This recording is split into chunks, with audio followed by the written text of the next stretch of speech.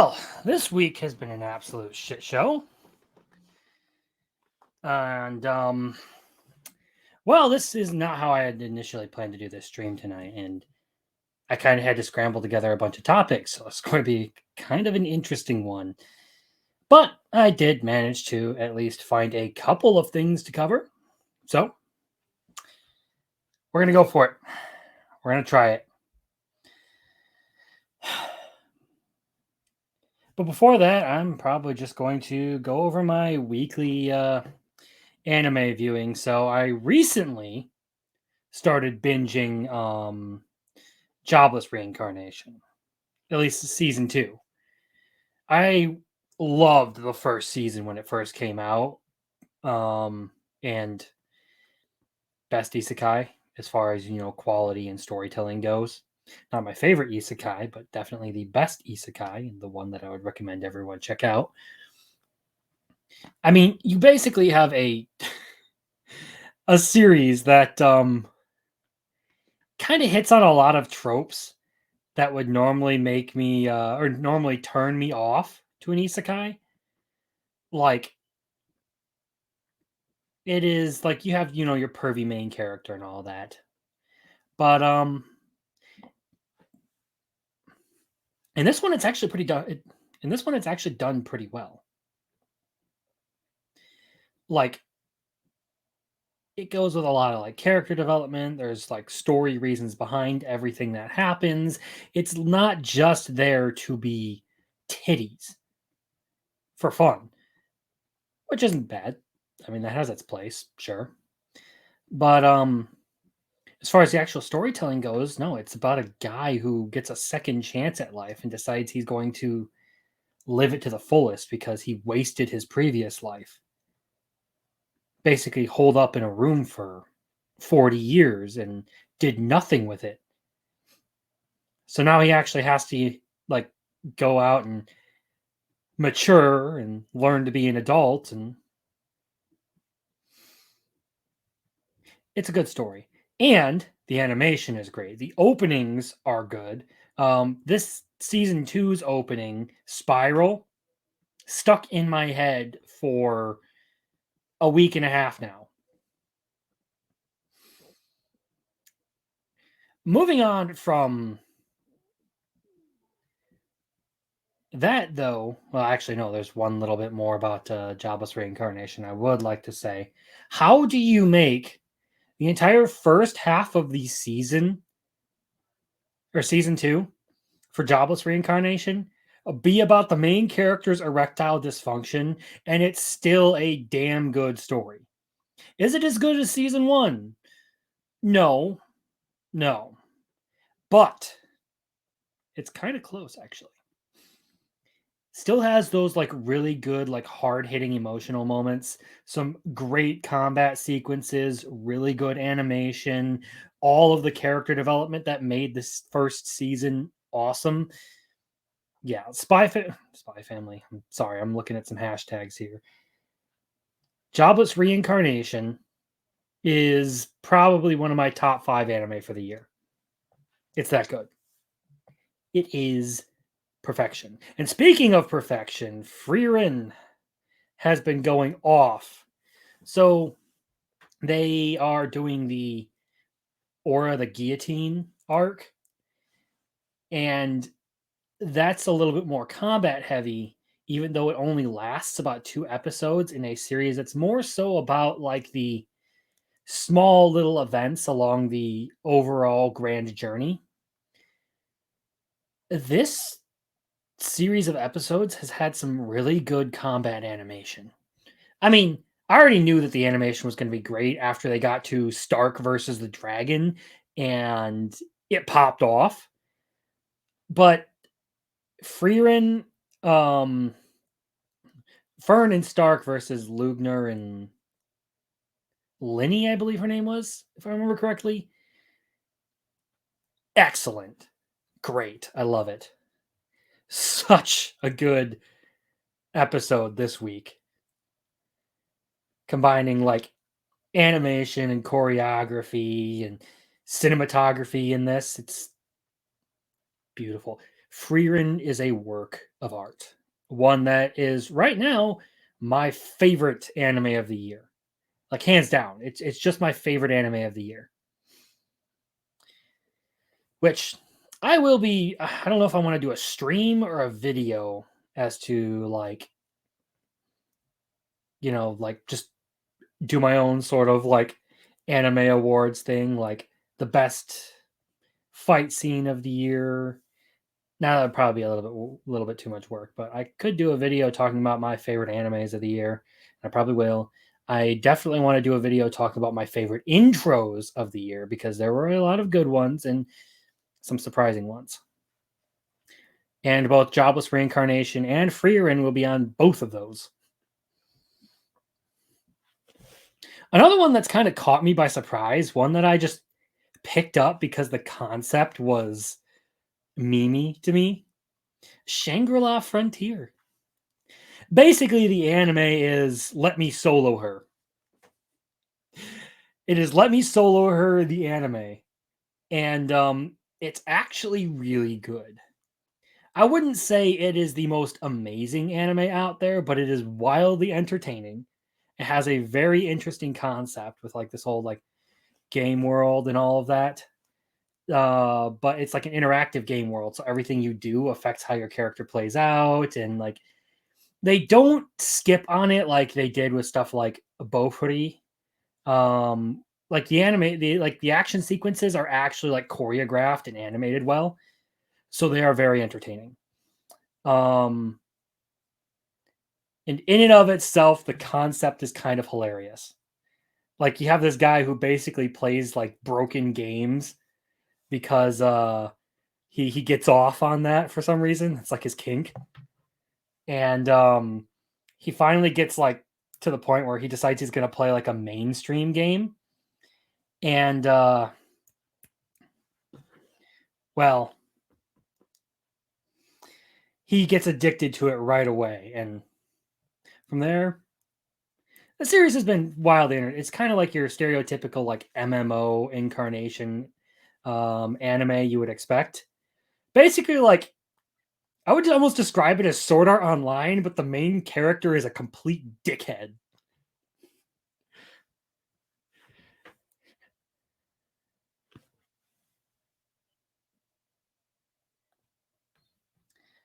My Halloween, pretty uneventful actually.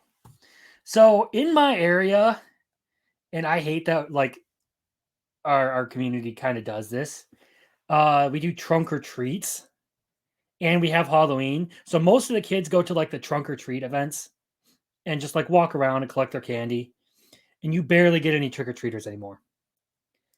So yeah, I did wear the boar mask a little bit, but it was while streaming with a couple of other guys talking like spooky ghost stories and stuff. So yeah.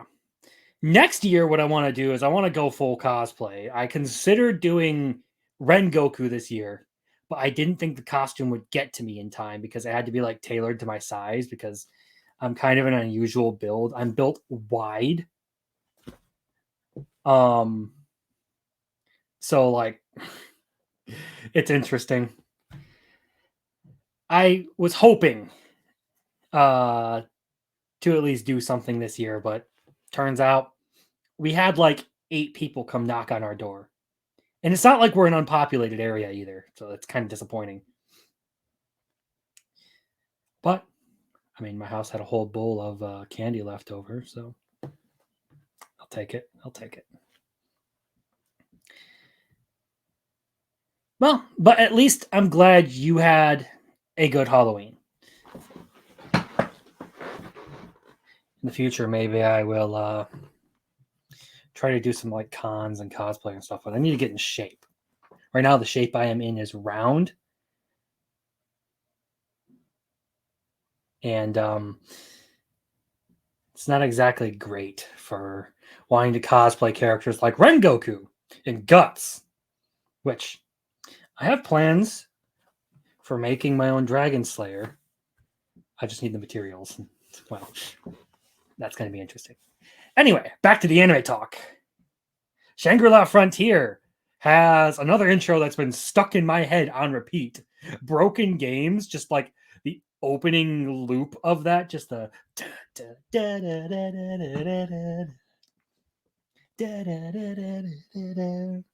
guitar riff.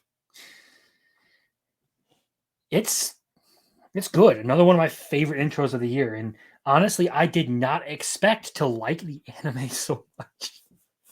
I thought it was going to be another like stupid game world anime, but no, this one is it's wild and it's entertaining. It's actually fun. I wouldn't say it's like a god tier anime, something like um Naruto or Mob Psycho or Jobless Reincarnation, but it's good. It's worth a watch. The other thing I've been keeping up with is Kingdoms of Ruin, which I don't know how to feel about it still. I'm 2 episodes in, and like I'm conflicted because on one hand, it's the kind of like tragic, like revenge oriented kind of story that I like to read. Like the things like Shield Hero. I liked Shield Hero season 1. Really liked it. And it kind of reminded me of that, but at the same time, the writing and the animation make the whole thing feel really, really corny.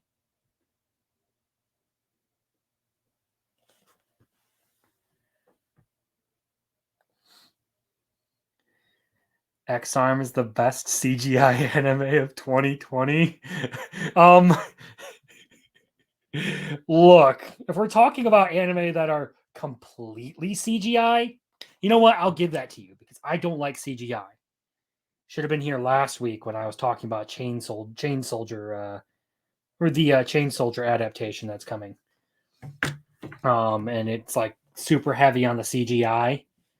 It's one thing if you're going to make the whole thing CGI, but it gets really annoying to me when you start mixing CGI and 2D animation because then it looks really, really goofy. Like that is like my big complaint about Mugen Train was when they actually got to Enmu, like morphing with the train, he looked goofy because his 2D ass head was on a 3D lump of flesh. It didn't look right. The problem with X-Arm though is it's considered one of the like shittiest anime because not just animation but storytelling, concept in and of itself, it is just a shit show. And yeah, I went through it. There are very few things that have given me that itch on the top of my mouth that only a shotgun can scratch kind of feeling. One of them is Boruto, and one of them is X-Arm. Yeah.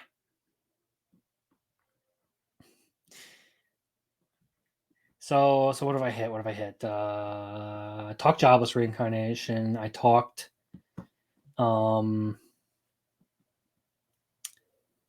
Jobless Reincarnation, Frieren.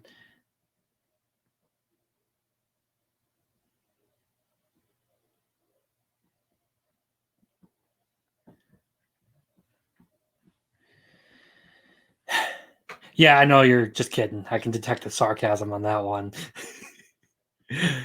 Oh no, I generally do not like CGI in my anime, but I will tolerate it if it's done well. X-Arm, not done well. Berserk, not done well. And I think that's an absolute like criminal act that they did that to Berserk. And Chain Soldier, which I have read some of the manga, that anime will definitely be censored because there are titties in that one. And they use CGI for Yuki when he transforms. So, boo. No. I'm trying to drag this out so I can at least get to a point where, like, hopefully I have, like, a decent amount of footage out of this before I start getting to the things that could possibly get me demonetized. Or not demonetized. Could get this stream taken down like last week when I tried to do a whole, like, fight scene review and I got about 35 minutes in and my stream got suspended. That was a shit show. And then I got ratioed in one of my videos for calling out Tim Sheridan for his bullshit.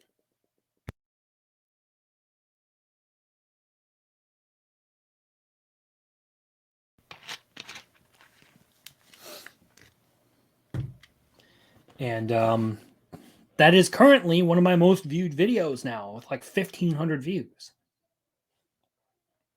It's wild. It's always the ones I never expect to go off. Like, my most viewed videos right now, I think, are number one, I think, is my ReZero video that got almost 3,500 views. And that was like one of the very first videos I did that like shot me up to like 85 subs. And then next after that was like 2,200 views with Love is War, because Love is War is insanely popular because it's insanely good. And then it was this recent one with Tim Sheridan and people hating on me and ratioing me. Which that book didn't even chart, I don't think. If what I've seen is correct. Back to anime. I want to make this all about the anime today. Or not all about the anime, mostly about the anime. Attack on Titan, an anime I still have not watched yet, ends today, or ended today. Apparently the final episode dropped. The final chapter, part 3, part 2, section A. I should say section B. Bro, earlier this year, I was gonna do like an anime forecast and stuff on my channel, and I was looking through it, and the one that got me, and I never got around to making this video. I was so upset.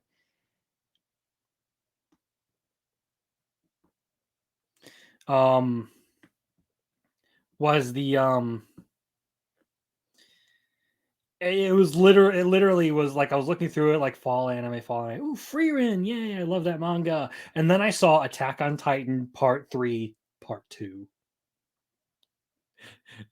and I laughed hard enough to fall out of my chair. I screenshot that and sent that to my friends who have actually watched Attack on Titan. They laughed too.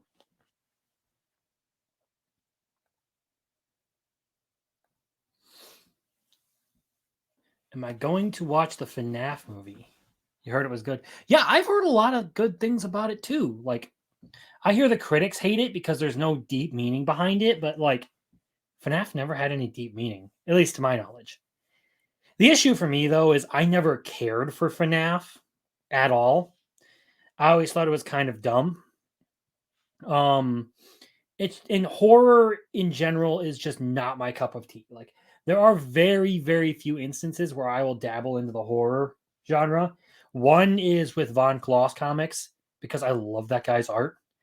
And two is with Dark Gathering because the whole concept is amazing. At least the manga. I haven't watched the anime.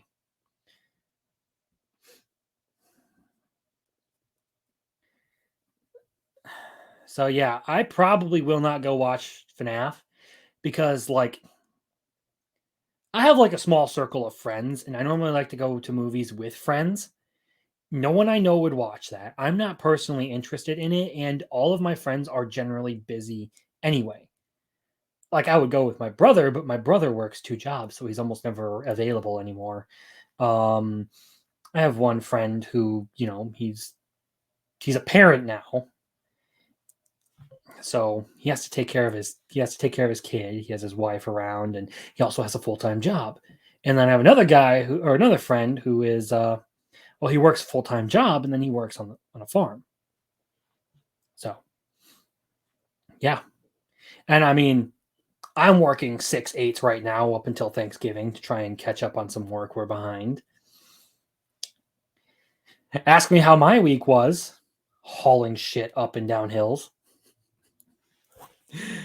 Oh, blessings of working on a deck rebuild.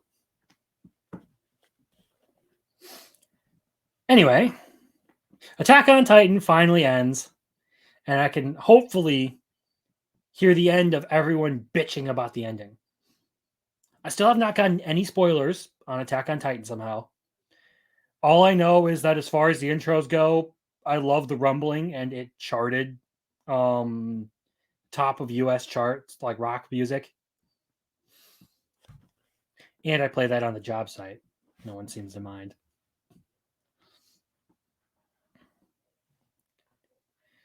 But I know nothing about Attack on Titan. I still have to watch it. I will probably start that. We get to the holidays.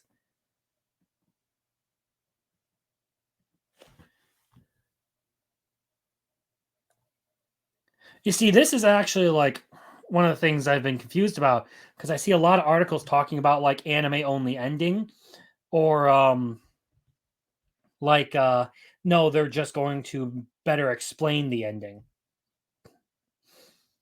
And now I was tuned into some people arguing over like Attack on Titan's ending, whether it's good or bad. And all I can say is, don't know. Can't possibly be worse than the ending of Tokyo Revengers. If you don't know this, I have 2 videos about how much I hate Tokyo Revengers. About how I think that series is absolute dog shit.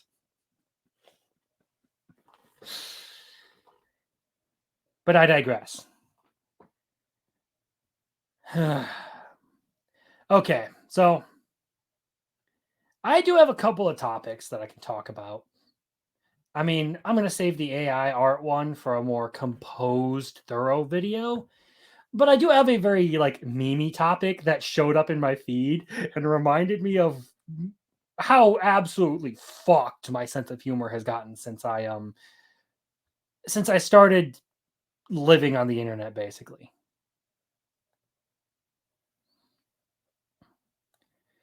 So there's this guy, he does like comics and stuff called Bell Buddy. And he posted this very interesting comic that I thought was kind of funny because it reminded me of jokes, just like revolutionary new hentai game. I'm gonna have sex with my wife for the purpose of having children. More children than I already have. Rip Shinzo Abe. And then the comments section just being absolutely loaded with the Shinzo Abe have sex memes. Get married and have kids right fucking now.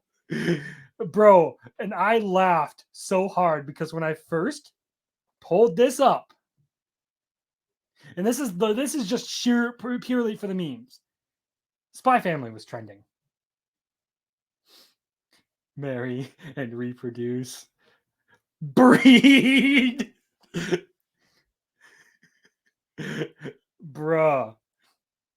This man, and basically all this reminded me of one of my favorite jokes to come out of what I honestly think is one of the most overrated anime of all time, Spy Family.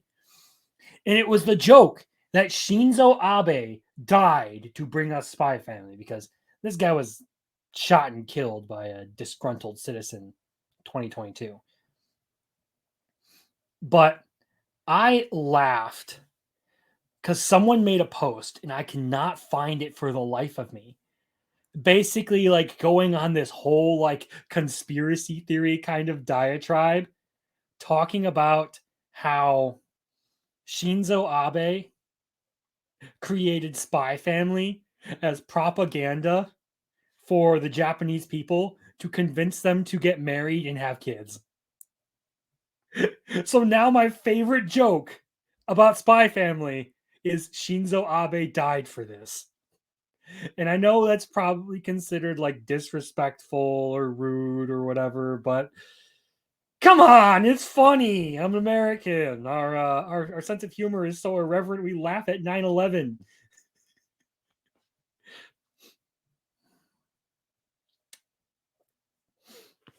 It is what it is. But I can bring up a couple more serious topics that I actually think have a decent bit of relevancy to storytelling and fiction altogether. and just shitty people. So I will not claim to be some big Bayonetta fan, but this definitely caught my attention because this little spat, I even saw like people like Hirohei covering it, but Hirohei covers a lot of really obscure things sometimes. This showed up in my feed. So here we have the actual screenshot of the post. So notice how one has no flavor and the other is beautiful. Basically, people being super duper pissed about, apparently, I think, if I'm to interpret this correctly, they made this sort of a canon thing of, Bayonetta getting married and having a kid. And honestly, that's cute. I think that's adorable. I thought that was great. It's kind of and apparently it's not great. It's unacceptable. Unacceptable! God, the left one is just so heteronormative. It makes me nauseous. Can someone describe to, or can someone explain to me, the fuck does heteronormative mean? Nuclear family nightmare. It's like they homestuck candy epilogued Bayonetta. God forbid someone have like a healthy marriage and a good family.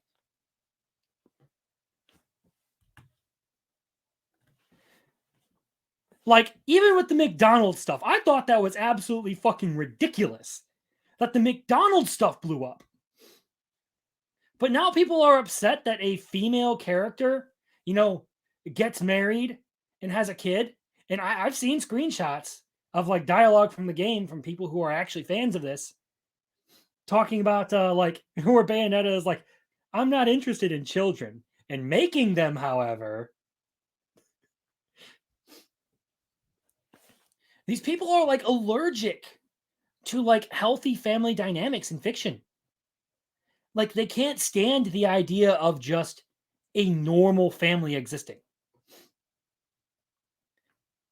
Like, what the fuck is wrong with someone getting married and having a kid? In fact, one of my favorite slice of life mangas is pretty much all that. Sweat and Soap. If you're over 18, definitely check it out. Yes, that is a very important detail. But basically, it's like 11 volumes of this couple just being a normal couple. And then, getting married and having a kid. I don't see why these sorts of relationships have to be such a huge problem for people on Twitter. Like, seriously. I mean, it's them telling on themselves, if I'm entirely honest. It's them basically admitting, well, we never had an actual like family dynamic. That's why they get upset at all these Japanese McDonald's ads. That's why they get upset about like Bayonetta artwork depicting her with a kid and a husband.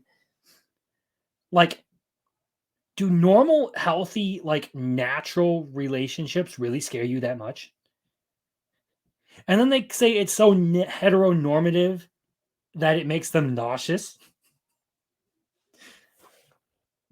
Bro, you're not a real person. You're not. It's wild. And again, I won't claim to be some big Bayonetta fan who understands everything. But, like, just as an outside observer, I'm watching these things and I see people complaining about a woman being happily married and having a kid. Seriously?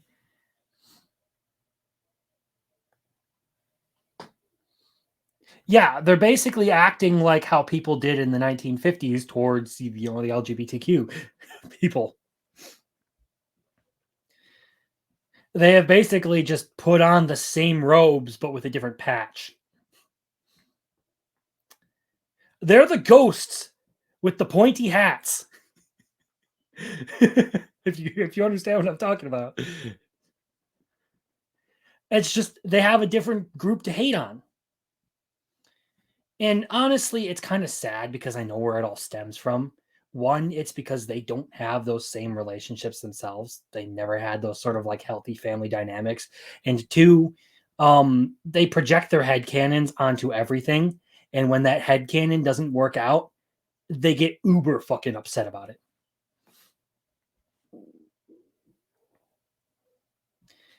So it pisses them off when their ships, it's basically the same thing that happened to Ruby.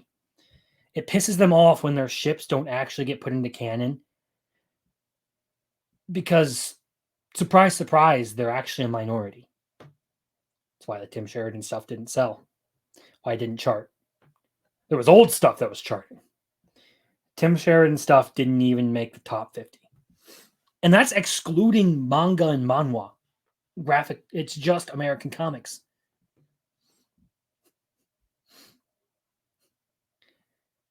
It's one of the, like, how angry do you have to be to hate on a cute little picture of a family? Like, I'm like, how? How? Honestly, I think fiction needs more of that. That's kind of why I'm okay with like Spy Family, even though I think it's like super overrated. I still think it's a good anime because it's kind of one of those things that's like it's cute, it's fun. There are some like humorous moments, some that kind of get like murdered in the dub version, but overall, when it deals with just the family stuff, it's actually kind of fun. The spy stuff, they get a little too childish with it for me. And that's just my taste in fiction showing. I like a whole lot more mature stuff. But yeah, Spy Family actually got a lot of hate too, didn't it? Spy Family, McDonald's ads, and Bayonetta artwork. Things that piss off American Twitter. Oh well. So I was supposed to have someone else on the stream with me today. Um, but he stood me up. And I'm left to do this on my own. So I scraped together a couple of things. That's why I brought up the Bayonetta stuff. That's why I brought up the Shinzo Abe joke about Spy Family. Still my favorite joke about that series of all time, and it will never be topped. And I decided I was just going to go into making a tier list of Naruto characters. Because why the fuck not? I get to talk about my favorite anime, and I get to comment on all the characters and why they suck or don't suck. So I'm going to bring that up now. And we're going to chill. Oh, crap. That's the wrong button. I'm such a professional. As I'm sitting here with like a in bed dinner tray propping up my laptop and like my equipment scattered all over the place. Oh, yes. A very professional.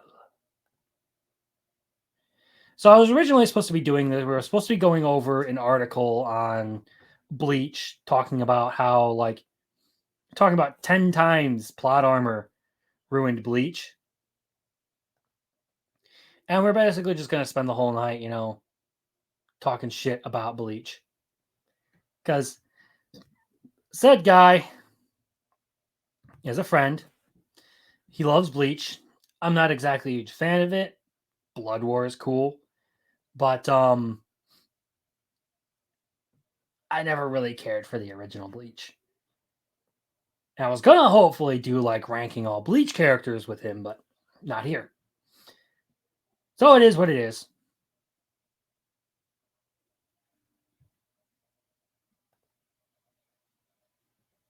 Without heterosexuals, homosexuals would never exist.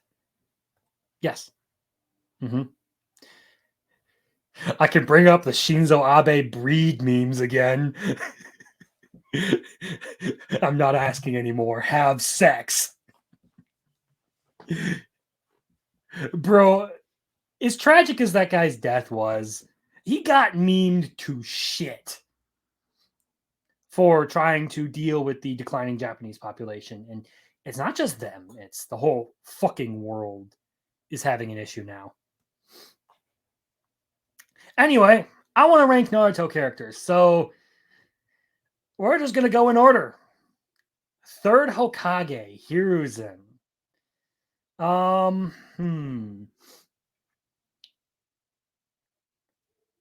think this guy's A tier. As far as like a character goes, he's fantastic.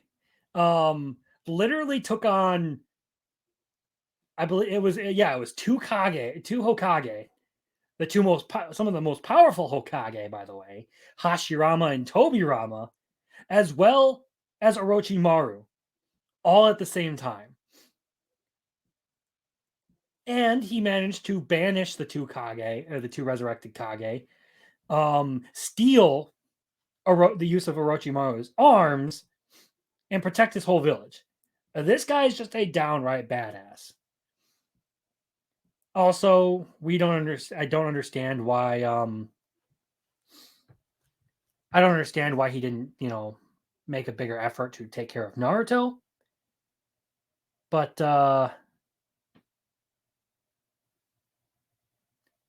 it is what it is.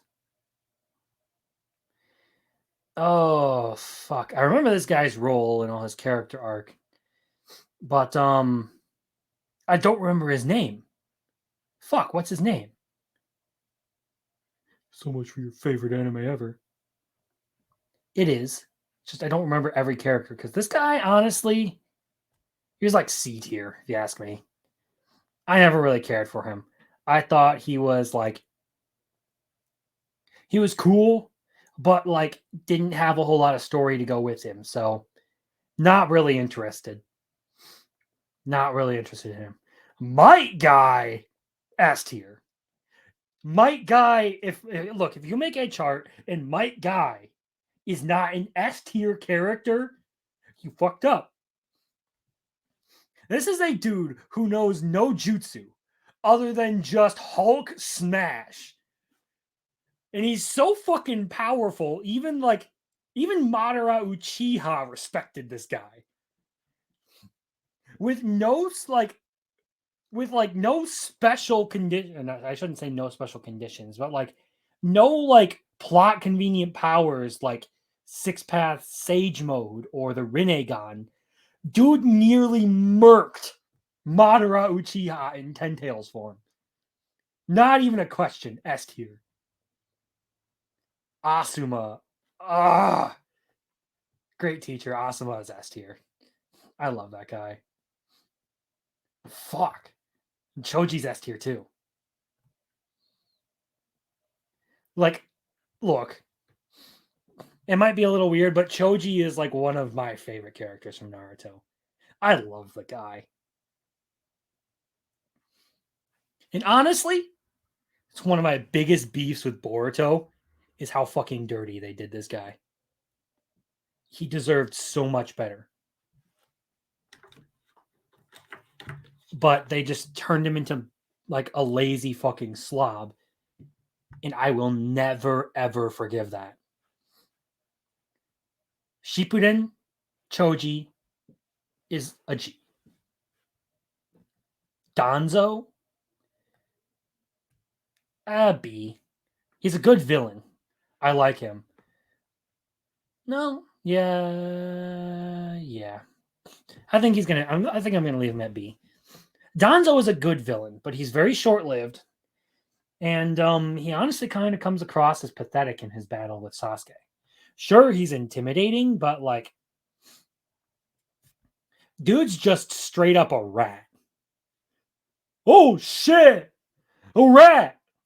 That's what this guy is. Fuck him. Datara, I think he's another B tier villain. I think he was kind of he was cool. I loved his concept, and He was definitely very interesting and fun to have around, but as a character, definitely a B tier character. Gara, I'll put Gara. Oh, not S tier, A tier. I think Gara is an A tier character. I like him. He's interesting. He's got a good character arc, but he kind of always felt a little too bland for his own good at times. Like Naruto kicks his ass, and then he starts simping for Naruto. It's kind of a weird situation. Hagoromo, or is that the brother? Let's see.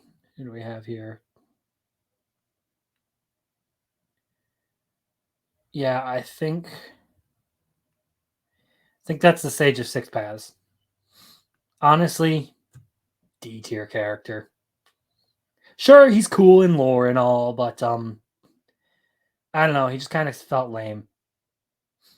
Haku, B.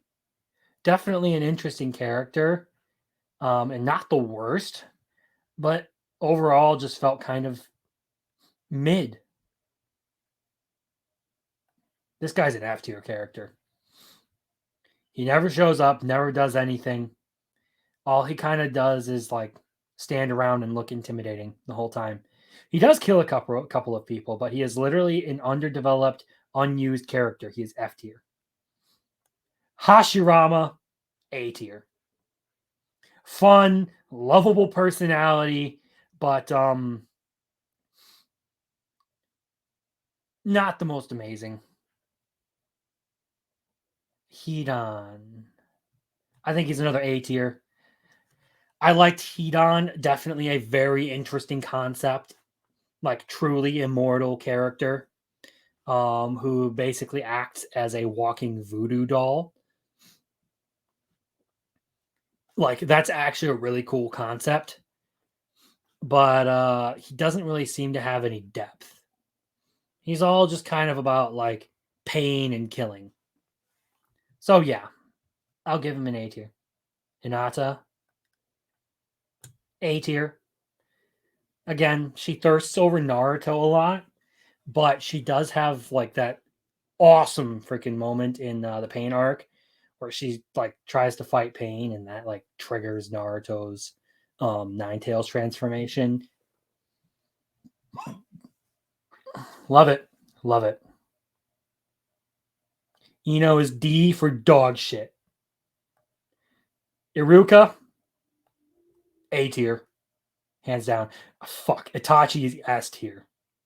Itachi, one of absolute like the best characters in the series. Itachi.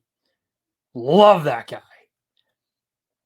Like, talk about like a self-sacrificing protective character. Like, literally gives up his whole life, takes on all the blame for murdering his clan just to protect his younger brother and to protect everyone else in the village because he knows if he doesn't do this, like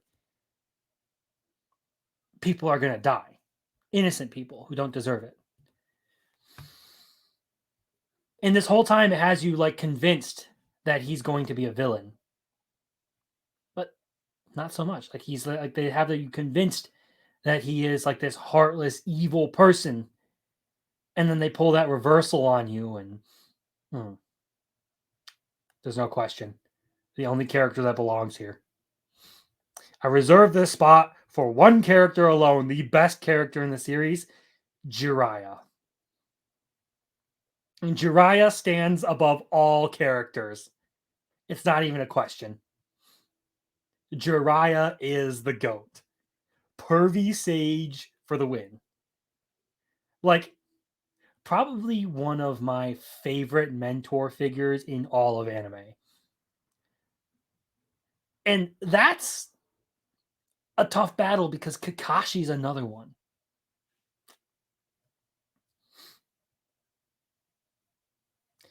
But Jiraiya just as like Naruto's mentor, being like one of the few characters that like really understood the kid and like bonded with him.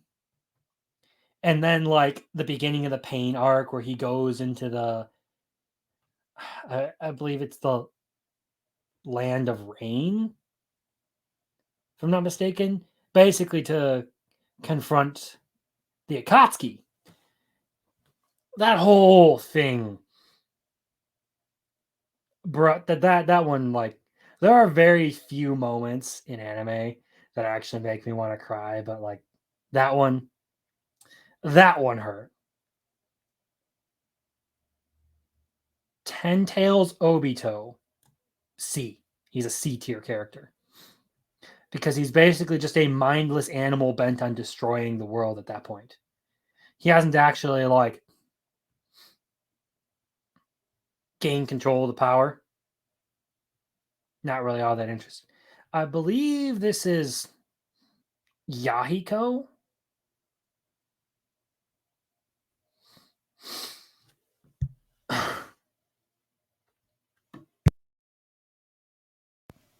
Basically, the guy who becomes Pain.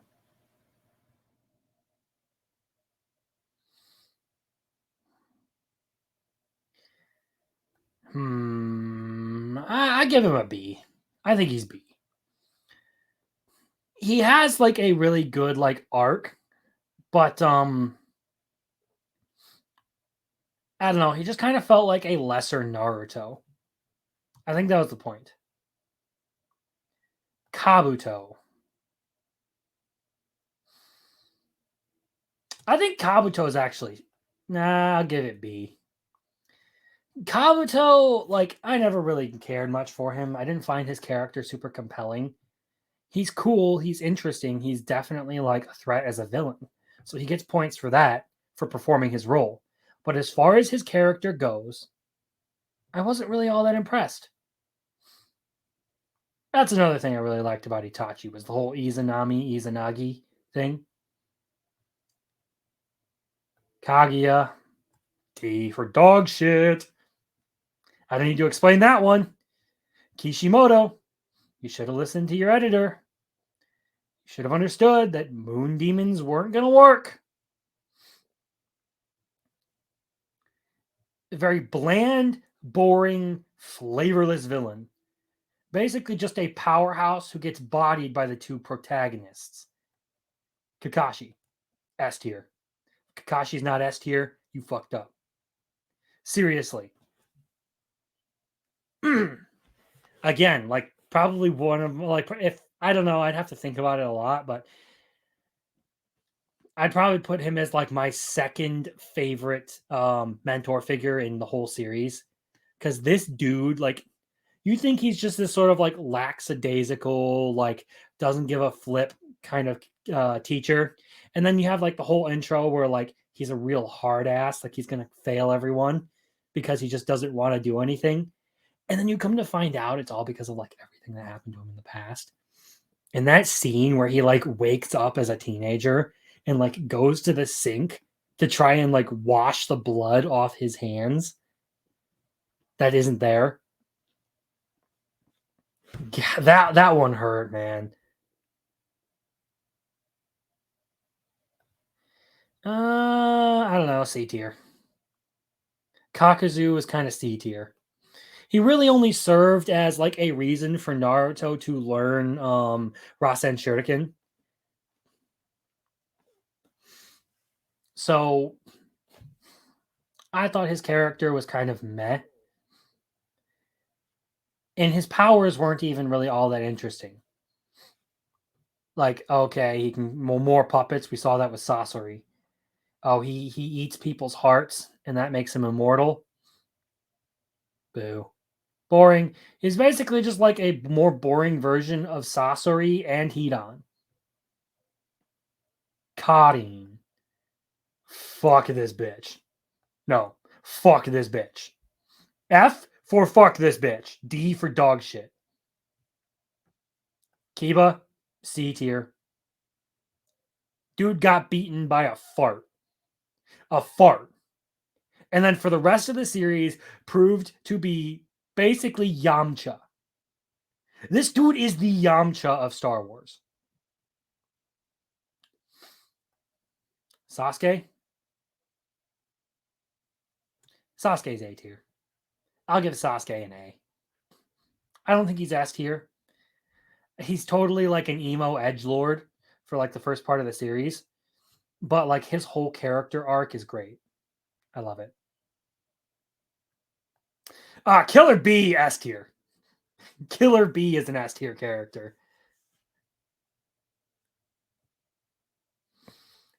I love that guy. He's fun.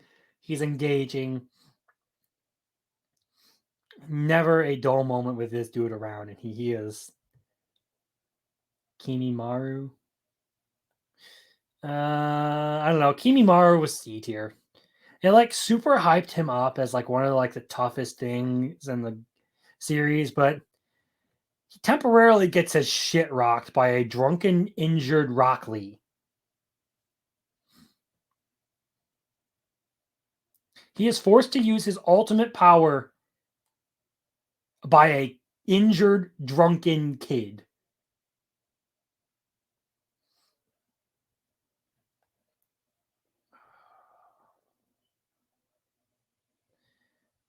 Why can't I remember his name? It's like right on the tip of my tongue. Kisame. I think Kisame is a B tier. He's definitely interesting. He's got cool powers, or at least he's got a cool set of powers, and he's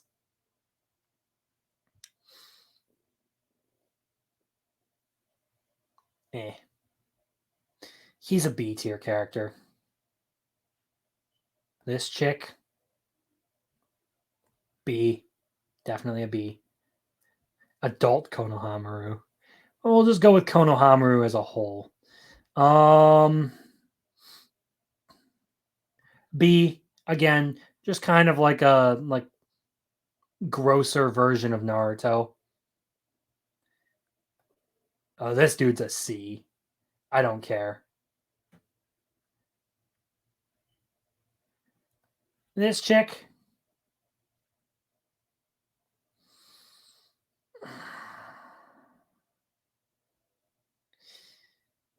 I can't really give her credit for being an amazing character. She's not really all that interesting. Madara. S tier. As a villain, Madara is one of my favorites. Just straight up intelligent powerhouse badass. This dude has the presence of a real villain. He has the making of a real villain in both power and cunning. In everything about him just sort of oozes cool, if you ask me. Love him.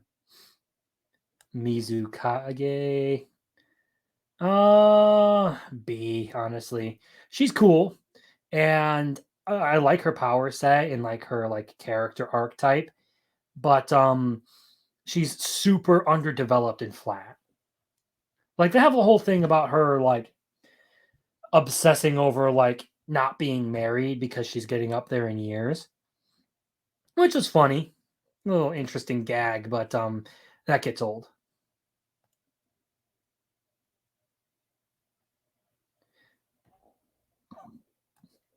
Mike Guy goes next to Mike Guy.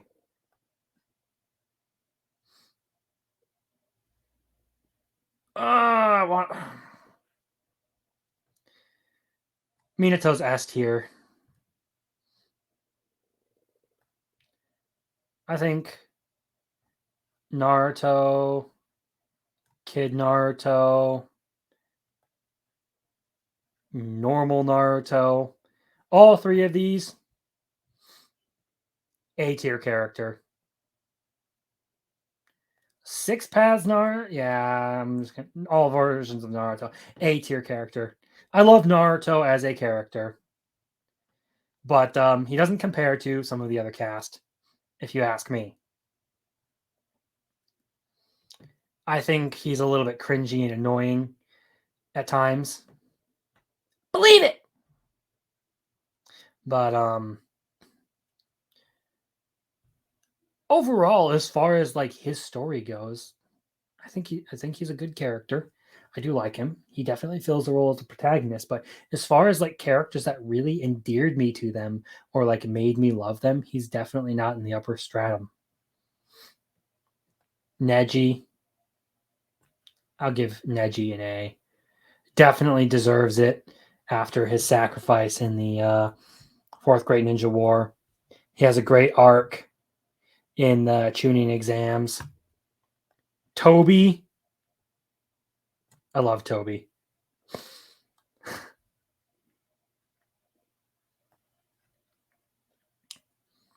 Another B tier character.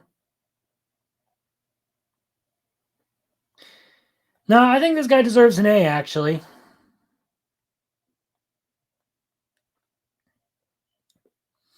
Orochimaru always felt like a B tier character to me. Um, he was just kind of there. I like him; he's cool.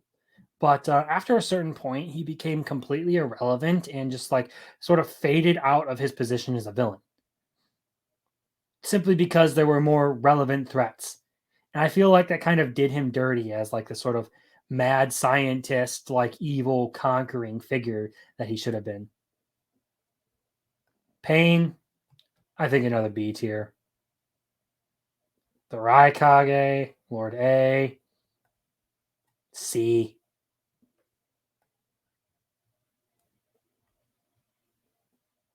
I think Rock Lee deserves a position at the top of A tier. You know what?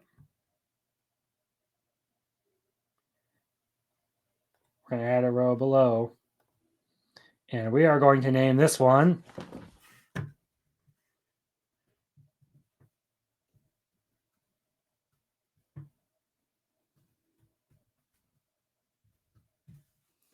semi S tier. And we're going to go with that. Because Rock Lee deserves to be right there. And so does this girl. And this guy, actually.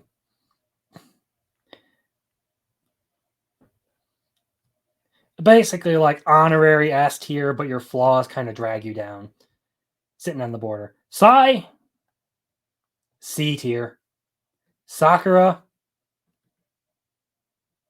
B. Sai is way too bland for his own good. I liked his character a tad bit, but like he's very bland. His whole shtick gets really boring pretty fast. And his powers are cool, sure, but like not exactly the same sort of character that Sasuke was, and he was definitely supposed to fill that role. Sakura, B for bitch on this one.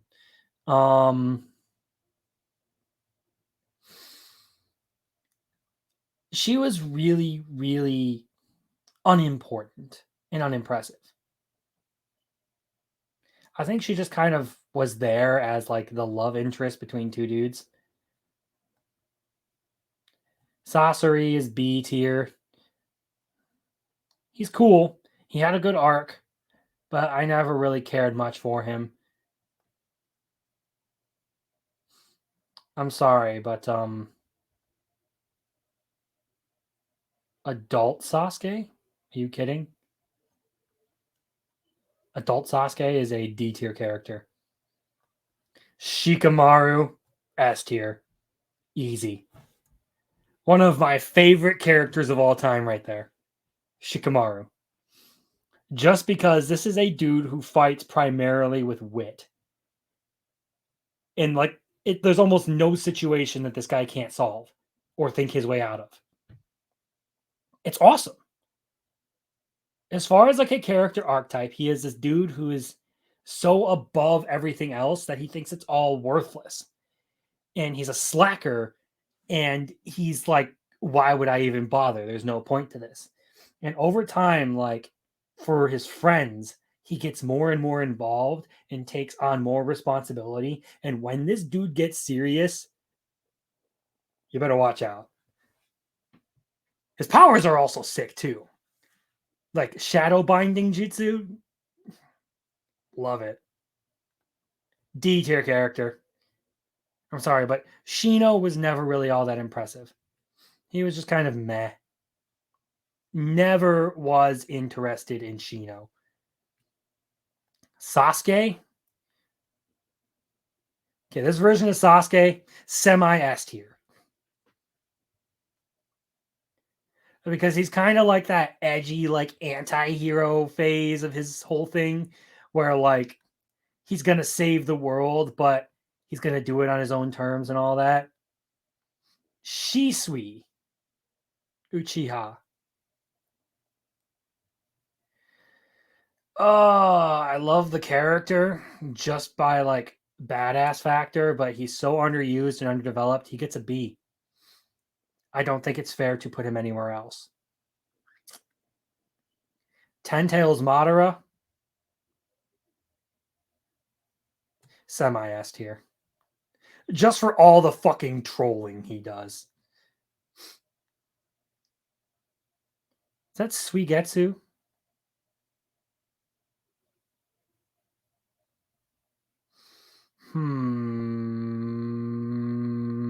I think Suigetsu is a B. Again, an interesting character. I liked his character, but he's so fucking flat. Like, there's nothing on him that really like grabbed me.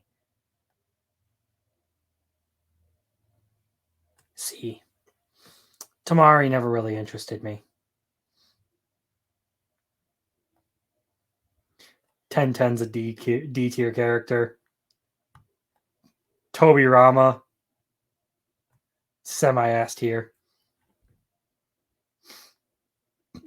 I don't even need to explain why. Tobirama is a Chad.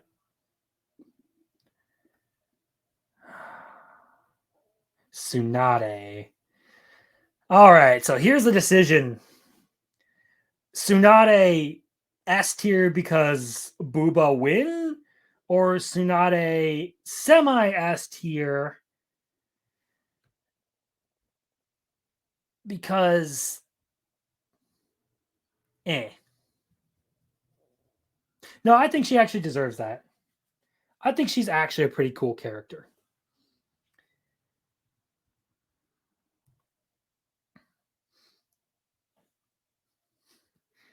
She definitely has her good moments, especially like in the Pain arc and in the Fourth Great Ninja War. Um, and she isn't static. She actually does like overcome her own like fear of blood and her own trauma from the Third Great Ninja War, I believe.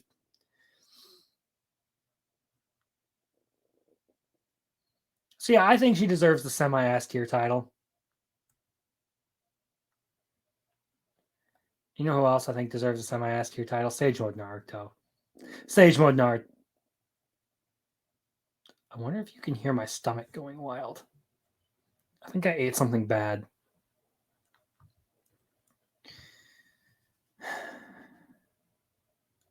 Zetsu, D tier. I thought Zetsu was boring as fuck. Zabuza, B tier. Nah, I'll give him the A tier, actually. I think he had a pretty badass arc. And he was a straight up badass. I thought he was cool as like the very first villain of the series. Yamato Tenzo. Hmm.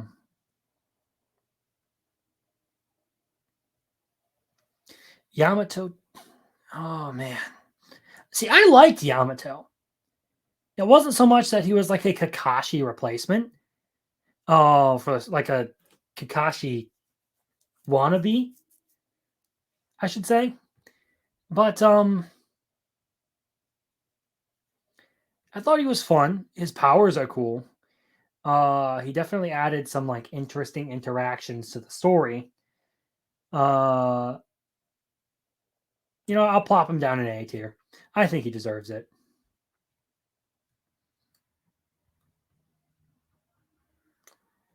And I think that concludes it. Yeah.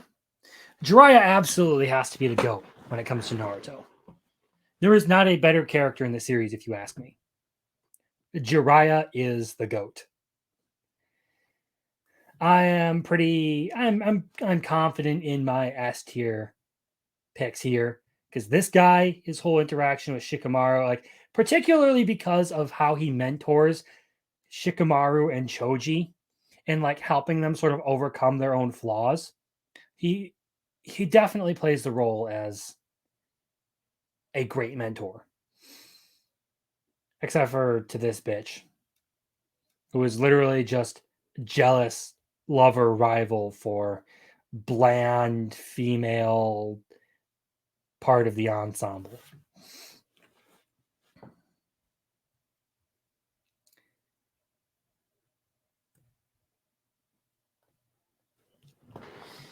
So yeah, I think I'm happy with that tier list. Um, were there any other characters in there who I think I would have put on there? Um, honestly, I believe like someone like Gurren would actually need a someone like Gurren should be on there. I liked her character, just her character. Everyone else around her was kind of meh, but Gurren herself was actually a pretty good character. I'd put her in like A tier, honestly.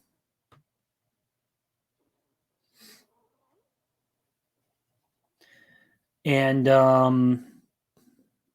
hmm.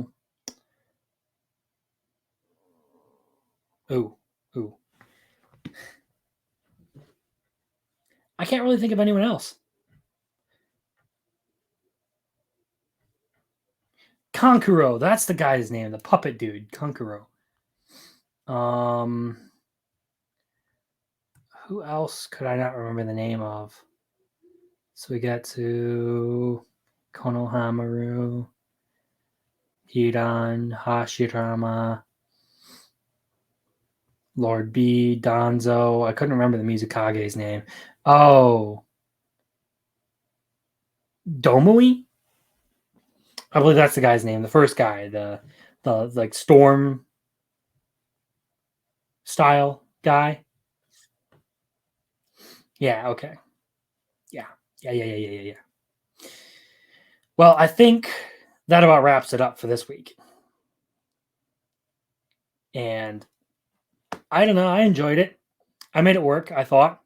This one definitely went better than last week. That's for damn sure. Especially considering I got suspended last week. I didn't get any strikes against my channel, but trying to show off fight scenes, yeah, that didn't work. So now all I can really do is just talk about them. Unfortunate.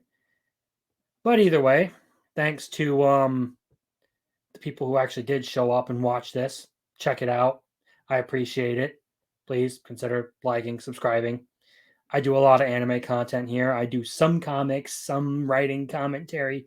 I am working on a video talking about some like detailed like entertainment stuff.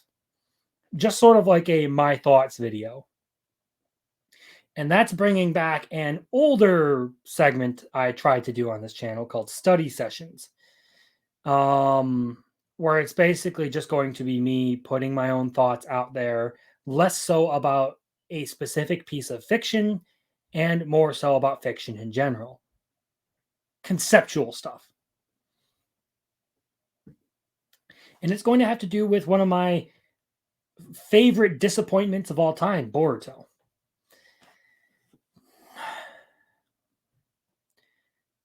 But either way, I had fun. Maybe I'll do something like this again. Ultimate waifu tier list, ultimate romance manga tier list. We'll see how it goes. Ooh.